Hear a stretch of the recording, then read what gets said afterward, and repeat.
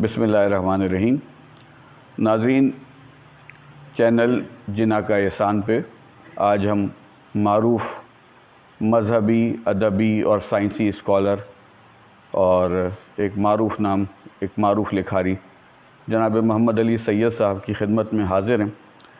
सैयद साहब की खिदमत में सवालात जिना के एहसान के तवस्सुत से जो पेश किए जाएंगे, यकीनन सामीन को उससे उनके इल्मी और इरफ़ान के दर्जे में एक इस्तिफ़ादा होगा। सैयद साहब, अस्सलाम वालेकुम व रहमतुल्लाह। कैसे? बहुत शुक्रिया, आपने हमारे इस चैनल के लिए वक्त निकाला। बहुत ममनून। आपसे ज़ाहिर सी बात है कि न्याज़ हमारा पुराना है और एक ताल्लुक़ है और हमने आपका बहुत सारा काम देखा है। हमारा एक होता है एक सेशन कि हम बहुत एक इब्तदाई सवालात भी करेंगे और आपसे कुछ काम की बातें भी, राज की बातें भी सीखेंगे।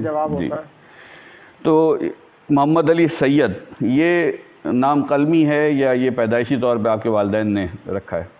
मेरा नाम तो मोहम्मद अली है। शुरू में सैयद मोहम्मद अली लिखा करता था, जब लिखना शुरू किया अखबार में, तो वो एक हैदराबाद में निकला है सैयद मोहम्मद अली। अच्छा। तो फिर मैंने वो नाम चेंज किया, मोहम्मद अली सैयद, तो फिर वो इस्टेब्लिश हो गया मोहम्मद अली सैयद, क्योंकि नाम की तरतीब ऐसे थी कि वो कुछ उसको तखल्लुस का रंग इस नाम में लोगों ने आता ऐसे है। किया हुआ है। जी। आपकी विलादत कहाँ हुई? मेरी विलादत सहारनपुर, इंडिया। सहारनपुर। क्या सन? मैं पाकिस्तान से 6 महीने बड़ा हूँ। वहाँ विलादत से फिर माइग्रेट करके कराची तशरीफ़ लाए। वालिदैन का ताल्लुक़ सहारनपुर से था? वालिद का सहारनपुर से और वालदा का सादात बारा। अच्छा, सादात बारा। क्या उनका ज़रिया माश और कोई माशरत उनकी? वो एक 3 कासिल की कंपनी थी वहाँ पर, उसमें मैनेजर थे। और जब यहाँ आए तो और तरह की ज़िंदगी गुजरी। खैर, आपकी इब्तदाई तालीम कहाँ की है? इब्तदाई तालीम मेरी खैरपुर, मेरा एक गांव है भुरगुड़ी, उसमें एक छोटा सा स्कूल था, वहाँ पढ़ना शुरू किया मैंने। उसके बाद 5th में जब आया तो फिर खैरपुर में एक बहुत ही पॉपुलर स्कूल है, नाज हाई स्कूल। अच्छा, नाज हाई स्कूल से आपने? तो वहाँ दाखिला हुआ और फिर मैं वहाँ से मैट्रिक किया 63 में। अच्छा, उसके बाद कराची में उसके बाद मुमताज़ कॉलेज में पढ़ने की कोशिश की।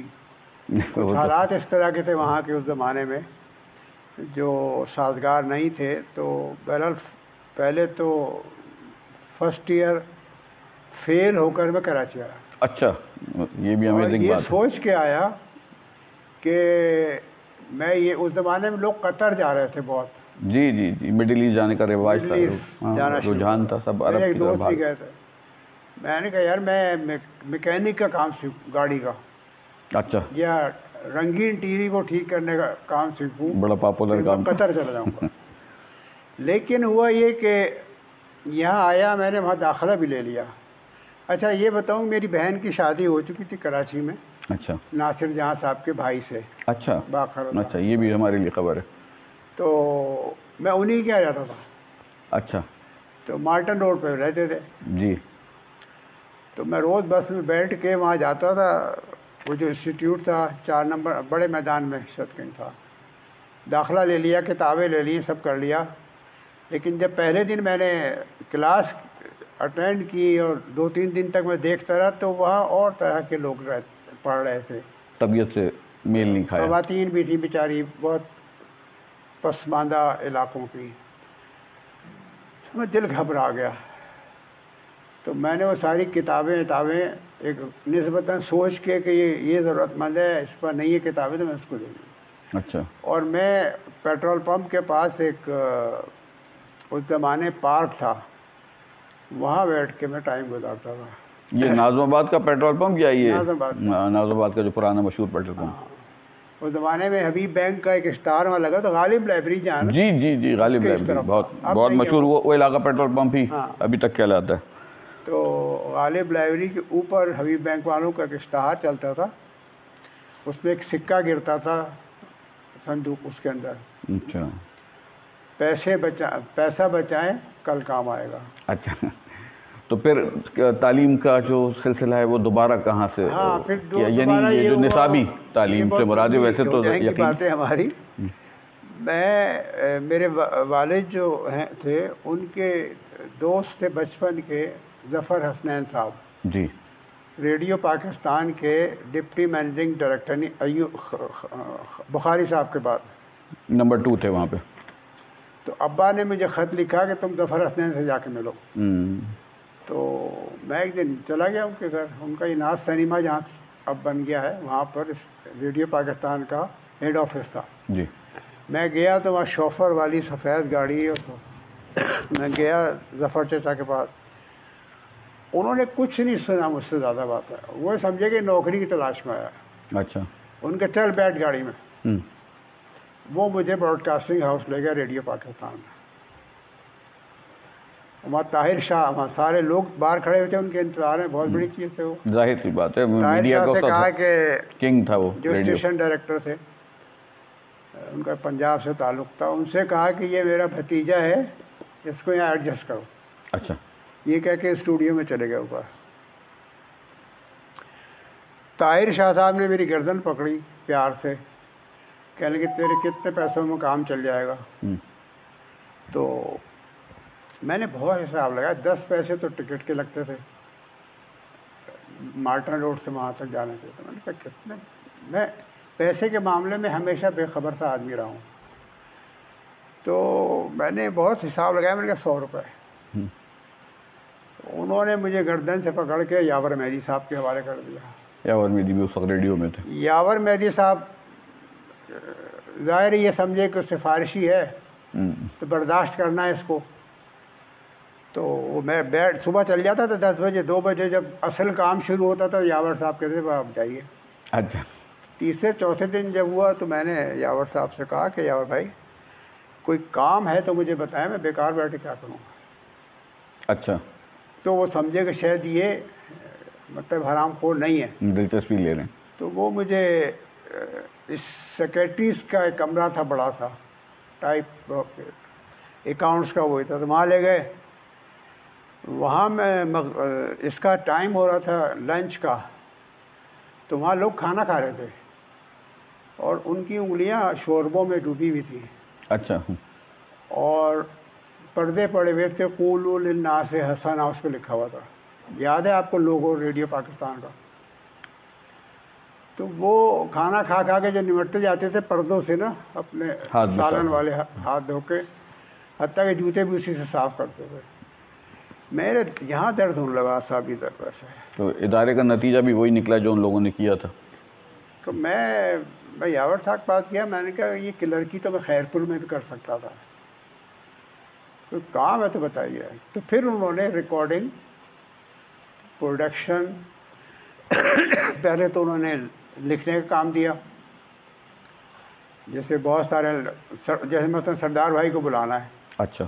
सरदार नकवी साहब को जी, तो उनको ख़त जाता था पहले कि फलां तारीख को आपकी ये मौजू है, इस वक्त तशरीफ़ लाइए तो आपका। तो ख़त लिखना शुरू किया मैंने, फिर और भी कंपेयरिंग लिखनी शुरू की। फिर मेरे ख्याल से 6-7 महीने में मैं रहा तो असिस्टेंट प्रोड्यूसर ही, लेकिन काम सारे मैं प्रोड्यूसर वाले करता था। अच्छा। फिर मैं वर्ल्ड सर्विस में चला गया, वहाँ मुझे जमील ज़ुबैरी साहब हमारे जनरल मैनेजर थे। तो उन्होंने जो आप तो शायद नहीं जानते, उस ज़माने के लोग जानते हैं कि इंटरनेट ये जो आजकल कहते हैं ना हालात हाज़िरा पे जो प्रोग्राम होते हैं जी, करंट अफेयर्स, तो करंट अफेयर्स मुझे दे दिए। अच्छा। उस ज़माने वो आपकी तबीयत से मैच कर गया काम, तबीयत को भाग गया। वो उसमें ज़ाहिर है कि याया खान जा रहे थे और भुट्टो साहब आने वाले थे, पीपल पार्टी।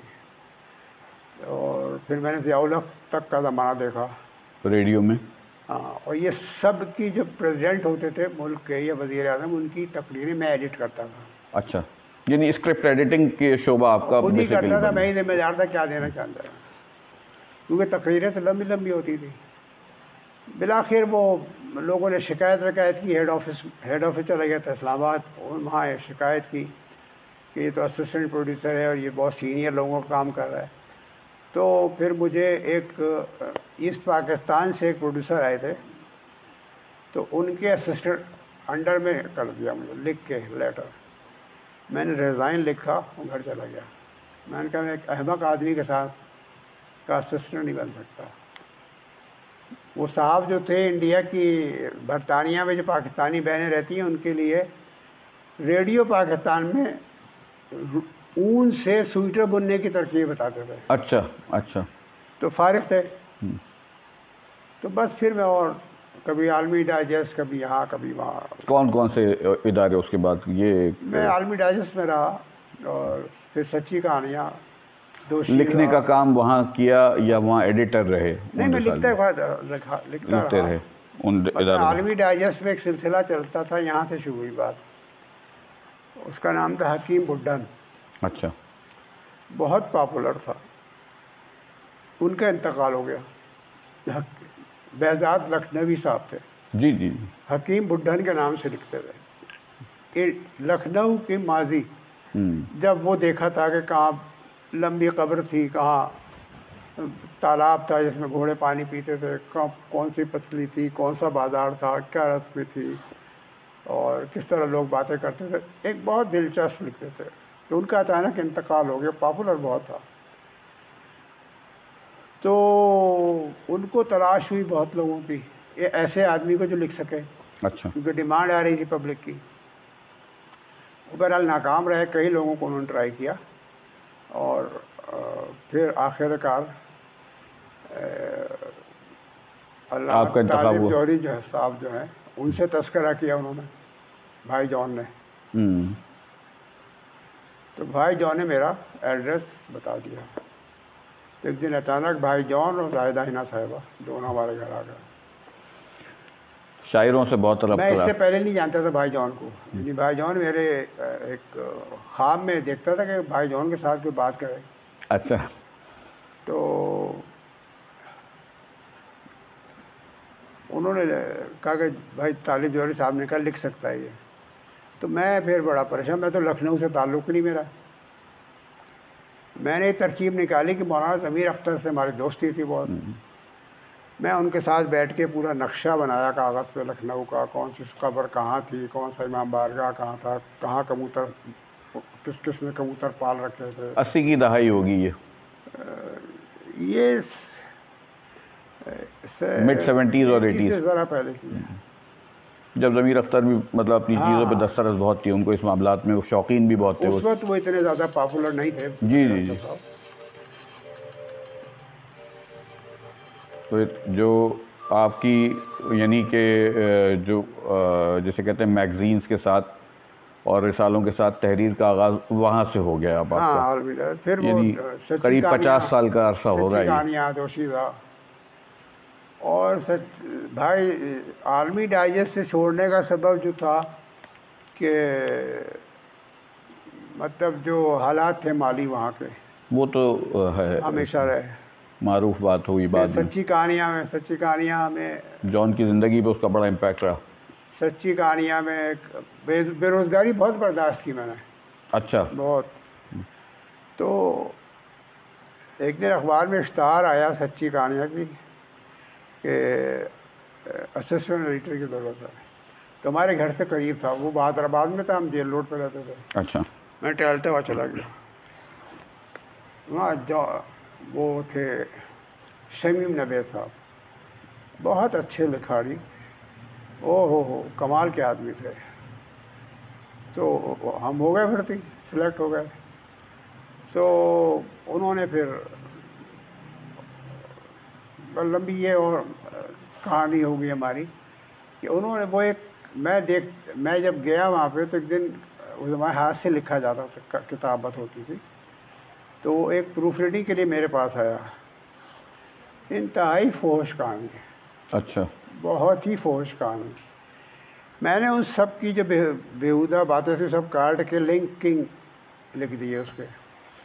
तो वहाँ दो और भी हमारे साथी थे, एक तो सीमा गज़ल थी जो अफसाने लिख, बाद में ड्रामा निगार भी बहुत उनके मशहूर, सलीम उर रहमान एक हमारे दोस्त थे। तो ये डर गए कि अब जब शमीम नवेद जब आएंगे तो ये क्या करेंगे इसका। कहने कि तुमने क्यों काटा इसको। मैंने कहा मुझे दोगे तो मेरी जिम्मेदारी है, ना जो देते एडिट तो करूँ। जब आपने मुझे दिया तो मेरी जिम्मेदारी है फिर। और वो आए और वो भी बड़े आग बबूला हुए। तो कहा कि आपने काटा है? मैंने कहा जी। क्यों काटा आपने? बड़े गुस्से से। मैंने कहा सरकार बात ये है कि अब ये रिसाला ज़ाहिर है आपके घर में ही जाएगा और आपके बच्चे भी हैं, तो पढ़ेंगे तो क्या कहेंगे। तो मैंने वो बेहूदा बातें निकाल दी हैं। अखलाकी तरवीज क्या होती है, तो गैर वो अखलाकी बैठ तरवीज। गए, उनका झाग की तरह बैठ गए वो। फिर उनसे दोस्ती हो गई, चलता रहा। फिर मैं दोशीज़ा डाइजेस्ट निकालते थे वही इदारा, तो मुझे वहाँ मुदीर बना दिया गया। फिर एक अखबार आया सवेरा उनका, उसमें चला गया मैं। एक ये और बातें लंबी हैं बहुत। आप कसीरुल मुताला शख्सियत इंतहाई आपकी शुरू से, जाहिर सी बात है कि अब आपका ये तहरीरों से इस बात का बखूबी अंदाज़ा होता है। कौन से मौज़ूआत ज़्यादा दिलचस्पी के रहे अवाइल से ही के, जिसमें बहुत ज़्यादा शगफ़ रहा हो? मैं असल में देखिए, जब मैं रेडियो पाकिस्तान में था तब भी मैं कुरान और साइंस के हवाले से प्रोग्राम करता था। अच्छा। मेरे दोस्त थे डॉक्टर रज़ा, वो पढ़ रहे थे जामशोरों में, जब हफ्ते को आते थे तो मैं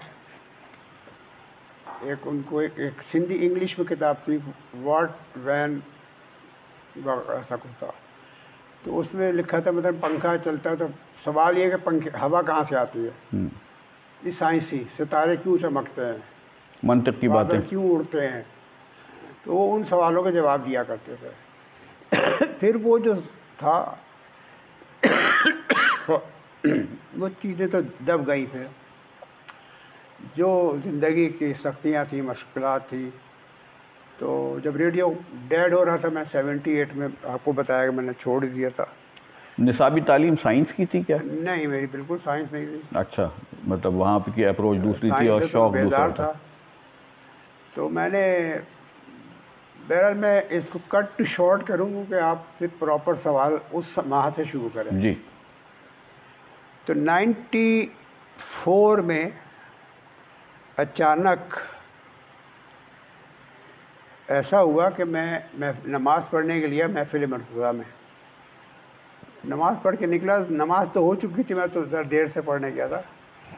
तो मैं जब निकला तो वहाँ जहाँ जाना सिजदगाह तस्वीरें रखी होती है ना रैक के अंदर, उसके बाद ठहरा तो वहाँ एक किताब रखी थी। मैंने पढ़ना शुरू किया और मैं इतना इन्वॉल्व हो गया उसके अंदर। वो एक उसका नाम था दुआए अबू हमज़ा सुमाली। अच्छा, बहुत इमाम ज़ैनुल आबिदीन अलैहिस्सलाम की एक दुआ है, बहुत मारूफ, मिफ़ाती में भी है, अलग भी छपती रहती है। मेरे ऊपर इतनी दिक्कत तारी हुई, ऐसी हुई कि बस मैं वहीं बैठ गया चप्पलों में, पढ़ता रहा, रोता रहा। और फिर मैं वो किताब नियत में अल्लाह ताला से दिल में कहा कि मैं इसलिए ले जा रहा हूँ कि किताब में छपवाऊँगा। हालांकि मेरे पास वसाइल नहीं थे छपवाने के।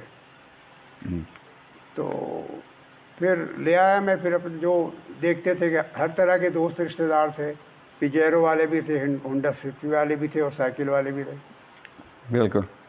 तो वो किताब छापी आपने बाद में उसके? नहीं, मैंने किसी से कहा, एक बड़ी मुश्किल से किताब तैयार हुए, उन्होंने मुझसे, यहीं से शुरू होती है कहानी, और उनसे मैंने कहा कि देखिए मजालिस में शीरमाल बिरयानी ज़रूर बाँटें। अच्छा। लेकिन कभी कभी किताब भी बांटा करें, या उनके साथ किताब बांटा करें। तो अब बहुत लोगों से मैंने कहा जो आते थे, एक साहब के समझ में आ गई बात, उन्होंने कहा मैं छापूँगा। मैंने कहा ये लीजिए किताब छपा ले जाकर। मुझे तजर्बा ही नहीं था कोई प्रिंटिंग का या पब्लिशिंग का या इसका। तो उन्होंने कहा नहीं ऐसे नहीं छपेगी, आप छाप, इसका पहले तारुफ लिखें। मैंने कहा भाई मैं कहाँ से लिख सकता हूँ, मेरी कोई हैसियत है, मैं अल्लामा तारिक जौहरी साहब से लिखवा दूँगा। कह नहीं नहीं उनसे लिखवाना। मैंने कहा रज़ी जाफ़र साहब से लिखवा देता हूँ। कह नहीं नहीं नहीं नहीं उनसे, आप लिखेंगे तो किताब छपेगी। उस किताब के छपने के लालच में मैंने लिखना शुरू किया और मेरे ऊपर वो कैफियत तारी हुई कि मेरी उंगलियां दुख जाती थी लिखते लिखते, और बॉल पेन गड़ जाता था, निशान पड़ जाते थे, रुक नहीं सकता था। यहाँ से आपका मतलब एक नए सफ़र का आगाज़ हो गया। अब आपका नए सफ़र का नया बिल्कुल ज़िंदगी का और कलम का आपका जो ढब बन गया। वो किताब छपी और हुसैन मसूदी साहब का इदारा था कारी पब्लिकेशन, जी मेरे एक दोस्त वहाँ ले गए, उन्होंने देखा कि हाँ हम तो छापेंगे, तब उन्होंने छापी वो किताब। उसका नाम था रब्बुल आलमीन दुआ और इंसान, अच्छा, जिसे मैं कहता हूँ मेरी किताबों की उम्मुल किताब है। उम्मुल किताब। यहाँ शायद देखिए, यहाँ पे रखी है वो किताब। तो अच्छा, ये पहले ये आपकी काफ़ी सारी किताबें इसमें मौजूद हैं। मेरा ख्याल है नहीं वो है, किताब मेरा इसमें नहीं है, वो उसको हम उसका नाम इंटरनेट था से रब्बुल आलमीन दुआ इंसान। इसको वो क्लिप में पहले डाल देंगे। 1000 छपी, फिर 1000 छपी, फिर 1000 छपी। मुहर्रम का ज़माना सब बिक गई। 80 सफ़े की किताब थी वो। उसके बाद तकरीबन 2010 में एक दिन मेरा मूड हुआ मैंने इसको रीराइट करूं, तो वो तो मैंने रहने दिया। उससे पहले बहुत कुछ लिखा। अब वो मेरी किताब जो है तकरीबन 350 या पौने 400 सफ़े की है। दुआ अबू हमजा शुमाली से मुतल।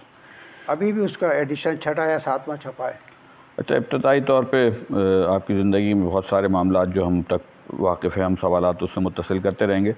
ताहिरा में, मासूम में, यहाँ आपकी तहरीरें आती रहीं जो ये सब उस बच्चों के किताब लिए के छपने के बाद बरकत के है। वाक़यात हैं, बिल्कुल। और वो तहरीरें आती रहीं और वो तहरीरें मुख्तसर थीं। और आखिरी सदी के बिल्कुल आखिरी सालों में आपकी लहू की मौजें किताब, यानी बिल्कुल। वो सामने आई और एक वो रिमार्केबल और एक बड़ी मतलब अब मारूफ चीज़ हुई। वो मैं आपको बता रहा हूँ कि वो किताब जब छपी, बिकी, रब्बुल आलमीन दुआ और इंसान, और वो किताब जो थी किसी तरह जो आका सिस्तानी साहब के जो वकील मुतलक हैं इस्लामाबाद में थे, जनाब शेख मोहसिन नजफ़ी शेख मोहसिन नजफ़ी साहब तक पहुँच गई। और एक हालात ज़माना के मैं भी इस्लामाबाद पहुँच गया और एक दोस्त ने मुझे उनसे मिलवाया और उनसे कहा कि ये आपके यहाँ 2 रिसाले निकलते हैं, सकलैन बड़ों के लिए और मासूम बच्चों के लिए, तो उसके लिए अगर आपको उनकी ज़रूरत हो तो। और ये किताब है उनकी। तो शेख मोहसिन नजफ़ी साहब ने कहा ये किताब मैं पढ़ चुका हूँ, अभी कहीं नहीं जाएंगे। बस फिर 10 साल तक मैं वहीं रहा। उस वक्त तो रिसाला निकलता था 36 सफ़े का निकलता था, लेकिन उसमें मैटर नहीं होता था, तस्वीरें होती थी। एक नादिया ये बात आप ताहिरा की कर रहे हैं या सकलैन की? उसी 99 में 2005 में मासूम रिसाला बंद हो गया जी। लेकिन 99 में मैंने माहनामा ताहिरा, एक कुछ नौजवान आए कि हम पर्चा निकालना चाहते हैं, तो किस मौजू पे निकालें? मैंने कहा कि इस्लामी अगर निकालना चाहते हैं ख़वातीन पे निकालें। नाम भी तय किया ताहिरा और ये वो, तो वो ताहिरा अभी तक छप रहा है जी। लेकिन जैसा मैं निकालता था, निकालना चाह रहा था या मैंने निकाले थे, वो मैं चाहता था कि उमूमी हो, नहीं बुक स्टॉल से आम बुक स्टॉल पर बिके। अच्छा, लेकिन वो ज़्यादा मजहबी हो गया, ज़्यादा मजहबी तो फिर मैं बैक फुट पे आ गया। जी।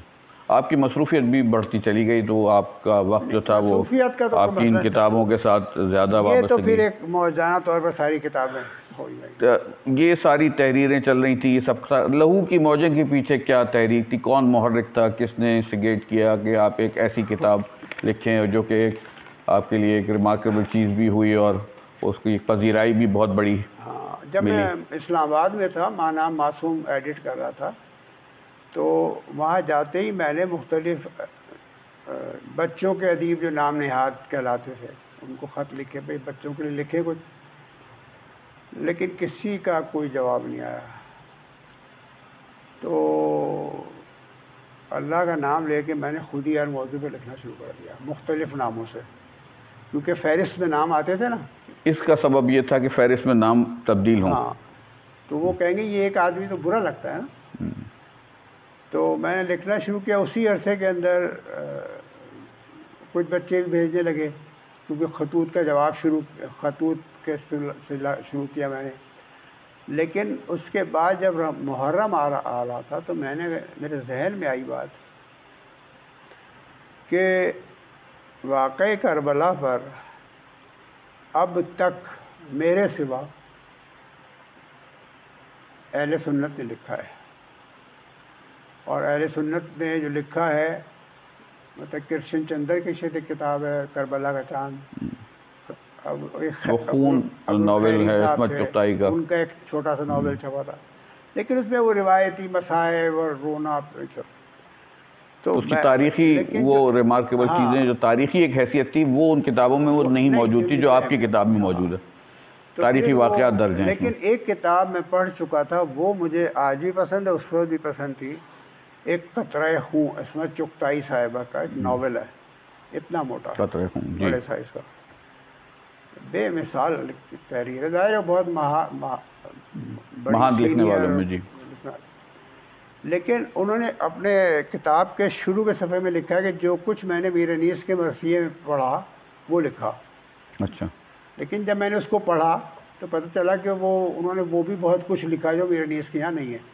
वो उनके जब दिमाग में आया तो उन्होंने अपने दिमाग से फ़िल्टर करके उसको, अच्छा, वो लिखने में तो कोई हर्ज नहीं, लिखते हैं मतलब फिक्शन ऐसे ही लिखा जाता है, लेकिन कुछ चीज़ें चूँकि वो तहज़ीब अहले बैत से वाकिफ़ नहीं थी तो उन्होंने बाज़ ऐसे बातें लिखी कि जो अहले बैत के जो अफराद थे उनकी शख्सियत से हुर्मत के खिलाफ थी और तारीख़ी तौर पर गलत थे। वो उनका अपना तस्वुर था। तो वो बहरहाल मेरा दिल जब इस्लामाबाद में मुझे मुहर्रम आया तो मुझे वो किताब याद आई। मैंने कहा सब दूसरों ने लिखा, कभी घर का आदमी भी लिखे कोई। सही। तो मैं लिखना शुरू किया तो पता चला मैं कुछ भी नहीं लिख सकता क्योंकि मैं समझ रहा था कि मैं बहुत कुछ जानता हूँ, लेकिन जब लिखना शुरू किया तो 4 सतरें नहीं लिख सका। हर शिया की तरह मेरा भी करबला को बहुत जानता हूँ। बहुत गैर मामूली बात की आपने इस हवाले से। 4 सतरें नहीं लिख सका क्योंकि हर चीज़ के लिए रेफरेंस चाहिए, तस्दीक। ज़ाकिरीन कराम जो मजलिस पढ़ते हैं तो वो पढ़ दे तो उनसे कोई रेफरेंस नहीं पूछता, लेकिन मेरी किताब जो होगी, मेरी तहरीर, उसको 10 साल के बाद भी कोई पकड़ लेगा कि ये आपने कहाँ से लिखा। तहरीर तो इसमें और तकरीर में यही फ़र्क है कि तकरीर हवा में उड़ जाती है और तहरीर जो है वो जम के अपनी जगह पर रहती है कायम। फिर मुझे किताबें पढ़ना पड़ी बहुत सारी, और फिर उनको पढ़ने के बाद मैंने अपना जो लिखना शुरू किया तो उन किताबों से नहीं लिखा मैंने।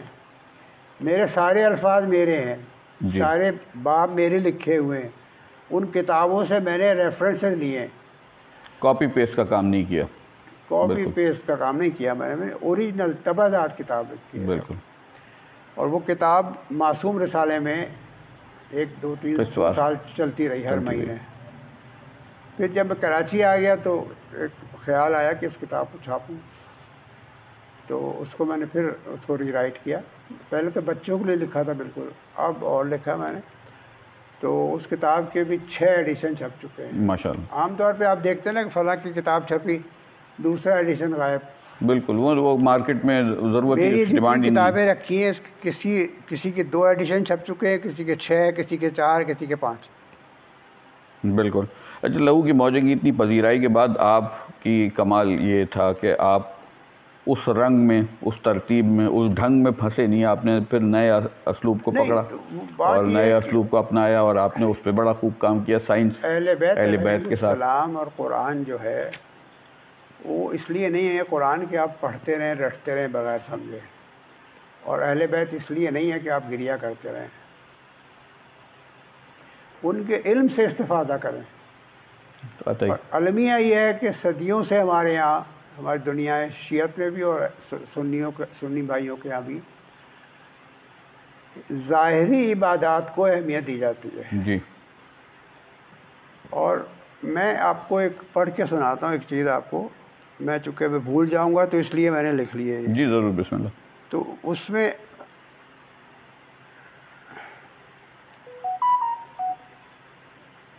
देखिए, एक मेरी किताब है कुरान, अहले बैत और साइंस जी।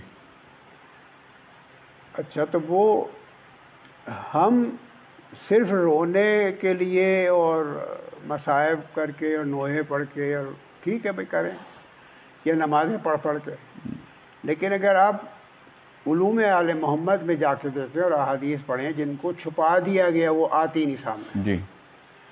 तो ये मैंने कभी फेसबुक पर लिखा था, इसका उन्वान है अल्लाह के उमूर में गौर व फिक्र। अच्छा।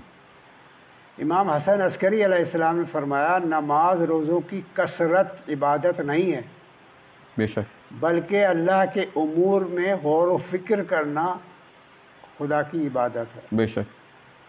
उसूल काफ़ी जिल्द 2 सफ़ा 55। इमाम अली रज़ा अलैहिस्सलाम की भी हदीस उसूल काफ़ी में ही है। आपने फरमाया कि इबादत ये नहीं है कि खड़े होकर लंबी लंबी नमाज़ें पढ़ें, तवील रुकू और सुजूद किए जाएं, बल्कि इबादत ये है कि अल्लाह ताला की मखलूक के बारे में गौर व फ़िक्र व तदब्बुर किया जाए। अच्छा, ये जो है ये अक़वाल बताते हैं, नहीं है कि हमें दावत देते हैं कि हम कायनात पर गौर व फ़िक्र करें। कुरान में कम से कम 800,000 से ज़्यादा आयात हैं जिनमें गौर व फ़िक्र का तज़किरा है। सैलंगारी मिजाज का हिस्सा है, लोग गौर व गौर फ़िक्र फिक्र का मतलब शॉर्टकट से अपनी आप को तसल्ली दे लेते हैं। अब जो आइम्मा ने कहा ना कि खुदा की मखलूक पर गौर करो, तो खुदा की मखलूक क्या है? वायरस भी खुदा की मखलूक है, बिल्कुल। इंसान भी, लकड़ी भी, दरख्त भी, पौधे भी, मौसम भी, बादल भी, बिजलियाँ भी, और इन्हीं का तज़किरा कुरान में ज़्यादा है। तो अब जिन कौमों ने गौर व फिक्र किया इन्हीं चीज़ों पे, वो आज हमारे ऊपर हुक्मरान है, मगरिब वाले।